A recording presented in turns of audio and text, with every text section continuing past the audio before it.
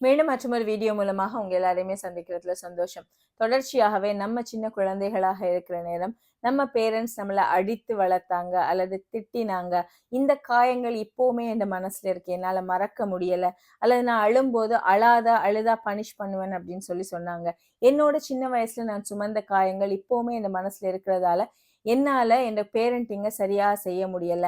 அல்லது என்னோட பேரண்ட்ஸ் எப்படி இருந்தாங்களோ அதே மாதிரி நானும் என்ன அறியாமலே நான் எவ்வளவு மாத்தணும் அப்படின்னு நினைத்தாலுமே என்னால மாற முடியாம அதே மாதிரியான ஒரு பேரண்டாக நான் இருக்கேன். இது எனக்கு கில்ட்டியா இருக்கு. இப்படி சொல்ற பேரண்ட்ஸா இருப்பீங்க அப்படின்னா, இந்த ஜெனரேஷனல் ட்ரோமா அப்படின்னு சொல்லுவோம் இல்லையா, இது என்ன காரணங்களால எங்க மனசுல ஒரு காயமாக இருக்கு, அதுல இருந்து வெளியே வர்றேன்னா நாங்க என்ன மாதிரியான விஷயங்களை அடாப்ட் பண்ணணும், இப்படியான முழு பார்வை தான் இந்த வீடியோ மூலம் பார்க்க போறோம்.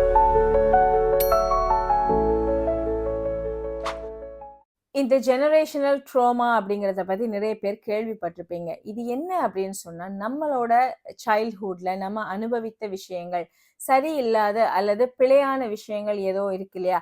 இது நமக்குள்ள ஒரு நிலையான ஒரு மாறாத பிஹேவியராக உருவாயிருக்கும். உதாரணமாக அடித்து வளர்க்கப்பட்ட, எதற்கெடுத்தாலும் அடித்து வளர்க்கப்பட்ட குழந்தைகளாக நாம இருக்கலாம். அல்லது திட்டு, ஏச்சு இதுகளுக்கு உள்ளான குழந்தைகளாக இருக்கலாம். அல்லது நிக்லெக்ட் அப்படின்னு சொல்லுவோம் இல்லையா, நம்மளோட தேவைகள், நம்மளோட உணர்வுகளுக்கு மரியாதை கொடுக்கப்படாத பேரண்ட்ஸ், அந்த வீட்டு சூழல்ல இருந்து நம்ம வந்த குழந்தைகளா இருக்கலாம். அல்லது பேரண்ட்ஸோட சண்டை, கன்ஃபிளிக்ட விட்னஸ் பண்ணின குழந்தைகளாக இருக்கலாம். இப்படி ஒரு குழந்தையாக நாம இருந்தோம்னா, இப்ப நம்ம வளர்ந்து வந்தது பிறகு நமக்குன்னு குழந்தைகளாக இருக்கிற நேரம், இந்த தாக்கங்கள் மூலமாக எங்களோட குழந்தைகளுக்கு இதே விஷயத்தை நாங்க கடத்துறோம் அப்படின்னா, இந்த ஜெனரேஷன் ட்ரோமாவை எங்களோட குழந்தைகளுக்கு நாங்க கடத்துறோம் அப்படின்னு சொல்லி அர்த்தமாக இருக்கும். சோ இது உங்களோட தவறா அப்படின்னு கேட்டா தவறு இல்லை. ஏன்னா நம்ம குழந்தை பருவத்துல எதை அனுபவிக்கிறோமோ அது நம்மளோட பிஹேவியர்ஸ்ல, நம்மளோட மூளையில ஒரு மாறாத ஒரு பதிவை ஏற்படுத்தி கொள்ளும்.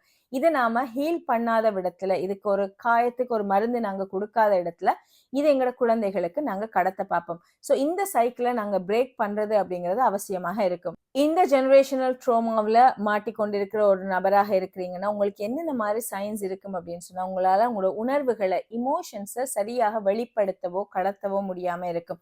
அதாவது கோவம் வந்தா நான் அழுவேன் அப்படின்னு சொல்றவங்களாக இருக்கட்டும், அல்லது எனக்கு எவ்வளவுதான் நடந்தாலுமே நான் அழமாட்டேன், நான் அந்த அழுகையை ஹோல்ட் பண்ணியே பழகி கொண்டேன் அப்படிங்கிறது கூட நீங்க சின்ன வயசுல உங்களுக்கு அழுவதற்கான ஒரு ஸ்பேஸ் கொடுக்கப்படாதால வந்திருக்கும். அப்படி இல்லைன்னு சொன்னா டிசிப்ளின் அப்படிங்கிறது அடிக்கிறது தான் அல்லது ஹாஷான தண்டனை தான் பிள்ளைய சரியாக வழிமுறைப்படுத்தும் அப்படின்னு நம்புற ஒருத்தராக நீங்க இருப்பீங்க அப்படின்னா கூட இது ஏற்கனவே உங்களுக்கு புகுத்தப்பட்ட ஒரு தவறான ஒரு மெசேஜாக இருக்க போகுது. அதே நேரம் நாங்க சில பேரை பார்த்திருப்போம், அன்பு செலுத்துறதுக்கு அவங்களுக்கு தெரியாம இருக்கும். அதாவது நம்மளோட சொந்த குழந்தையாக இருந்தா கூட என்னால அந்த அன்பை வெளிப்படுத்த முடியல. நீங்க எவ்வளவு சொல்றீங்க இல்லையா, இந்த சைக்காலஜிஸ்ட் எல்லாருமே சொல்றாங்க பிள்ளைகளுக்கு அன்பு காட்டுங்க, ஹக் பண்ணுங்க. என்னால செய்ய முடியாம இருக்கு அப்படின்னா கூட இது சின்ன வயசுல உங்களுக்கு இந்த மாதிரியான தொடுகை மூலமோ அல்லது வேர்பலியோ ஒரு அன்பு கிடைக்காம இருக்கிறதுக்கான வாய்ப்புகள் இருக்கு. அதே மாதிரி சில பேர் நினைப்பாங்க நம்ம நம்மளை நாமளே கவனித்துக் கொள்றது, நம்ம நல்லா ட்ரெஸ் பண்றது, அல்ல நம்ம நமக்குன்னு நல்லா சாப்பிடுறது, ஒரு ஹாபியை உருவாக்கி கொள்றது, இது எல்லாமே தவறு. நம்ம ஒரு பேரண்ட்னா அந்த பேரண்டாகவே இருக்கணும் அப்படிங்கிறது கூட உங்களோட சின்ன பருவத்துல குழந்தைகளாக நீங்க இருக்கிற நேரம் உங்களோட பேரண்ட்ஸை பார்த்து, குறிப்பாக அம்மாக்களை பார்த்து குழந்தைகள் பெற்றுக்கொள்றது. ஸோ இந்த மாதிரியான விஷயம் எல்லாமே ஒரு ஜெனரேஷனல் ட்ரோமா இருக்கும். ஸோ இதை நாங்க எப்படி உடைக்கலாம், இதை பிரேக் பண்ணலாமா இந்த சைக்கிள்னா கண்டிப்பாக முடியும். நீங்க ஒரு ஸ்டெப் எடுத்து வைக்கிறது மூலமாக நீங்க ஒரு பெட்டர் பேரண்டாக, ஒரு வித்தியாசமான பேரண்டாக உருவாகலாம். இந்த ஜெனரேஷனல் ட்ரோமாவை பிரேக் பண்றதுக்கு ஒரு 5 ஸ்டெப்ஸ் இருக்கு. முதலாவது ஸ்டெப் தான் நீங்க ஒத்துக்கொள்றது அல்லது நீங்க அக்னாலேஜ் பண்றது அப்படின்னு சொல்லுவோம். நான் என்னோட ஜெனரேஷனல் ட்ரோமாவை கடத்துறேன் அப்படிங்கறத நீங்க முதல்ல ஏற்றுக்கொள்ளணும்.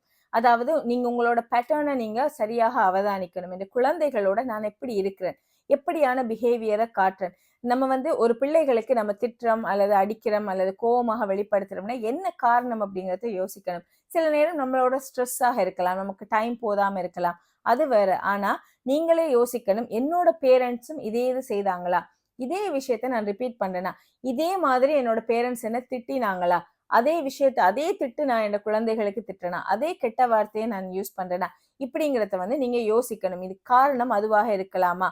ஓகே, அதுவாக இருந்தா நான் என் குழந்தைகளை நேசிக்கிறேன், ஆனா என்னால இந்த பிரச்சனையால நான் என் குழந்தைகளோட இப்படி பிஹேவ் பண்றேன் அப்படிங்கறத எங்க மனசு முதலாவது ஸ்டெப்பாக ஒத்துக்கொள்ளணும்.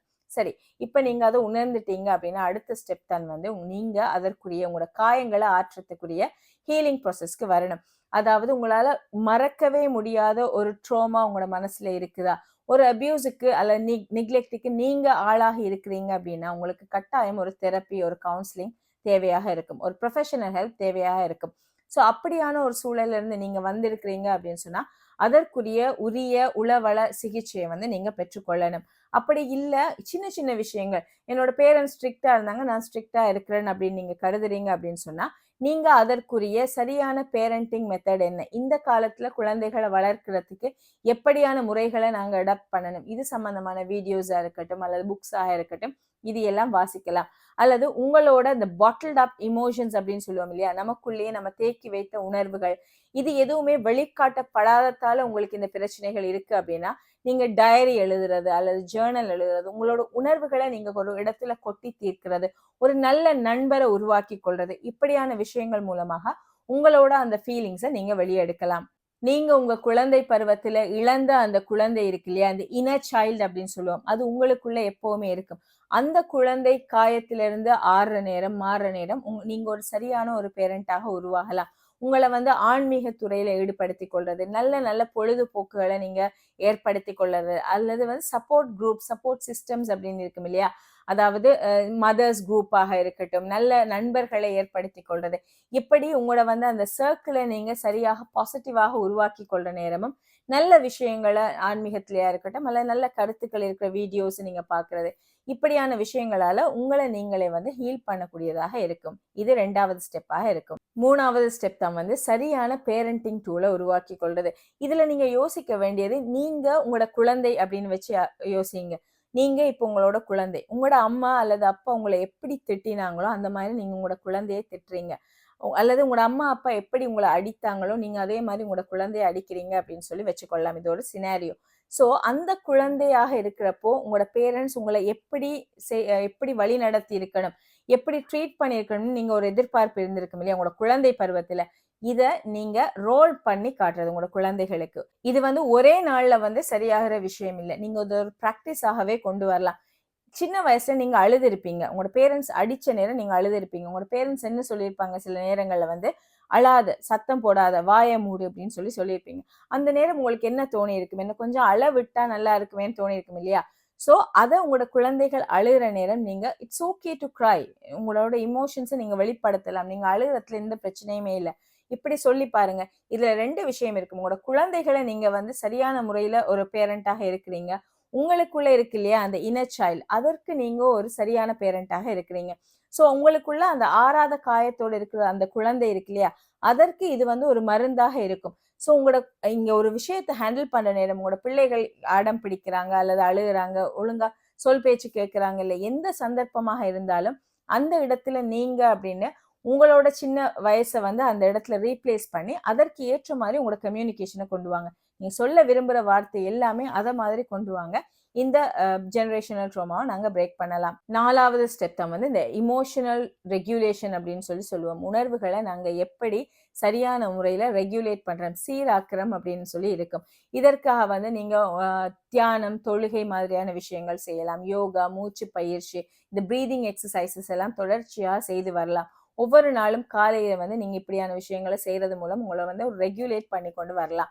அல்லது இந்த தொழுகையில ஈடுபடுறவங்க அப்படின்னு சொன்னா இது கூட உங்களுக்கு வந்து ஒரு சரியான ஒரு ரெகுலேஷனை தரக்கூடியதாக இருக்கும். உங்களோட பிள்ளைகள் வந்து உங்க ஒரு இடத்துல வந்து மிஸ்பிஹேவ் பண்றாங்க அல்லது சத்தமா இருக்குது, அவங்களுக்கு நீங்க அடிக்க போறீங்க, திட்ட போறீங்க, எனக்கு இதுக்கு மேல என்னால கண்ட்ரோல் பண்ண முடியல அப்படின்னு சொன்னா ஒரு ஒரு டீப் பிரெத் எடுத்துட்டு நீங்க அந்த இடத்தை விட்டு விலகி போகலாம். எங்கேயோ நீங்க ஒரு ரூமை பூட்டி கொண்டு இருக்கிறது அல்லது ஒரு பாத்ரூம்ல போய் ஃபேஸ் வாஷ் பண்ணிட்டு வர்றது, இப்படி அந்த இடத்தை விட்டு நீங்க நகர்றது, இப்படி தொடர்ச்சியாக நீங்க அந்த வெயிட் பண்ணி போஸ்ட் பண்ணி நீங்க தொடர்ச்சியாகவே பிராக்டிஸ் பண்ற நேரம் உங்களால இயல்பாகவே காமாக இருக்க முடியுமா இருக்கும். அடுத்தது இன்னொரு விஷயம் நீங்க செய்யலாம் அப்படின்னு சொன்னா, ஒரு வீக்ல அல்லது ஒரு மந்த்ல ஒரு 30 நாள் அப்படின்னா ஒரு 30 கட்டங்கள் போட்டு ஒரு ஒரு பேப்பர்ல 30 இல்லாட்டி ஒரு சின்ன கேலண்டர் பேஜை வச்சிருக்கலாம்.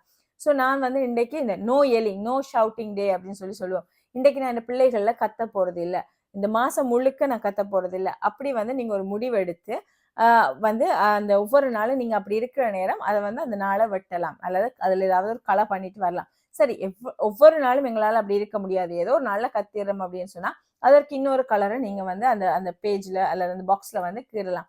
ஸோ உங்களுக்கு விளங்கும், ஓகே 3 நாளைக்கு பிறகு என்னால இருக்க முடியாம இருக்கு. என்னால பொறுமையா இருக்க முடியாது. அல்லது ஒரு நாள் ஒவ்வொரு நாள் விட்டு ஒரு நாள் நான் வந்து பிள்ளைகள கத்துறேன். இந்த பேட்டர்ன நீங்க அப்சர்வ் பண்றீங்க அப்படின்னு சொன்னா, எந்த நாள், எந்த அ அ எல்லை வரைக்கும் என்னால போக முடியுது? எத நான் வந்து இன்கிரீஸ் பண்ணணும்? சரி 2 நாள் நம்ம கத்திட்டு 3வது நாள் நம்ம கொஞ்சம் நல்லா இருக்கிறோமா?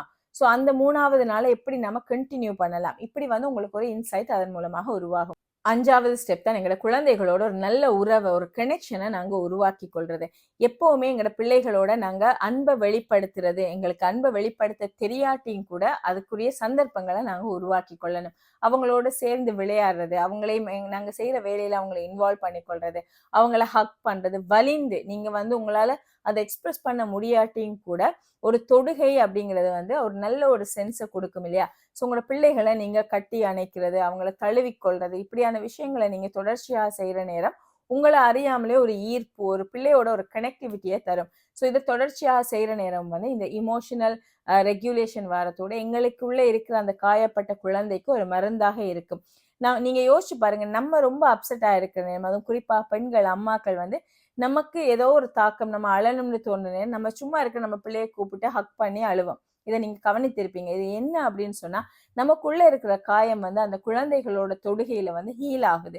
ஸோ இத கூட நீங்க தொடர்ச்சியாக ட்ரை பண்ணலாம். இதுவுமே இந்த எமோஷனல் ட்ராமா பிரேக் பண்றதுக்கு ஹெல்ப்ஃபுல்லா இருக்கும். ஏன் இந்த ஜெனரேஷனல் ட்ராமாவ பிரேக் பண்ணணும் அப்படின்னு சொன்னா, முதலாவது எங்க மனசுல இருக்கிற காயங்கள நாங்க ஆற்றி, நாங்க ஒரு நல்ல பேரண்டாக இருக்கிறதுக்கும், எங்களோட குழந்தைகளோட கனெக்ஷன நாங்க இம்ப்ரூவ் பண்றது மூலமா, எங்களோட குழந்தைகளோட தன்னம்பிக்கையான, ஆற்றல் மிக்க, ஒழுங்கான, நல்ல குழந்தைகள எதிர்காலத்துக்கு நாங்க விட்டு செல்றதுக்காகவும் தான் இந்த ஜெனரேஷனல் ட்ராமாவ நாங்க பிரேக் பண்றதுக்கான தேவை இருக்கு.